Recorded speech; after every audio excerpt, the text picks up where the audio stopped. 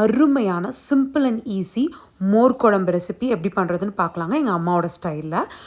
ஒரு மிக்ஸி ஜாரில் ஒரு பெரிய டேபிள் ஸ்பூன் சாம்பார் பருப்பு, சின்ன துண்டு இஞ்சி, ஒரு சின்ன டீஸ்பூன் சீரகம், சின்ன டீஸ்பூன் வந்துட்டு மல்லி விதை, ஒரு 5 சின்ன வெங்காயம், 3 பச்சை மிளகா, 3 டேபிள் ஸ்பூன் தேங்காய், கொஞ்சமாக மஞ்சத்தூள், அப்புறம் பெருங்காயத்தூள் கொஞ்சம், ஒரு கப்பு தயிர், அப்புறம் குழம்புக்கு தேவையான அளவு கல்லுப்பு, கொஞ்சமாக தண்ணி ஊற்றி நல்லா அடித்து எடுத்துக்கோங்க இந்த மாதிரி.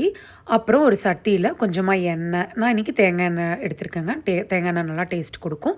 அப்புறம் கொஞ்சம் வெந்தயம், அப்புறம் 5-6 காஞ்ச மிளகா உங்கள் காரத்துக்கு எப்போ எடுத்துக்கோங்க. அப்புறம் ஒரு 2 பெரிய வெங்காயத்தை இந்த மாதிரி சாப் பண்ணி வச்சுருக்கேன். கூட வந்துட்டு கருவேப்பிலை இந்த அளவுக்கு வெந்தால் போதும். அப்புறம் அந்த அடித்து வச்ச மோரை வந்துட்டு இது கூட கலந்துக்குங்க. நான் கொஞ்சம் மிக்ஸி அலாசி அதில் இருக்கிற தண்ணியும் ஊற்றிருக்கேன், அட்ஜஸ்ட் பண்ணிக்கலாங்க. அப்புறம் இது மாதிரி நல்லா ஒரு கொதி வந்ததுக்கப்புறமா கொத்தமல்லி தழை போட்டு இறக்குனீங்கன்னா கமன்னு உங்கள் மோர் குழம்பு தயாருங்க. கண்டிப்பாக அதை செஞ்சு பார்த்துட்டு எப்படி இருந்துச்சுன்னு கமெண்ட் பண்ணுங்கள். இந்த வீடியோ பிடிச்சிருந்தேன்னா பசு வ்ளாக்ஸ்க்கு சப்ஸ்கிரைப் பண்ணிக்கோங்க. தேங்க்யூ.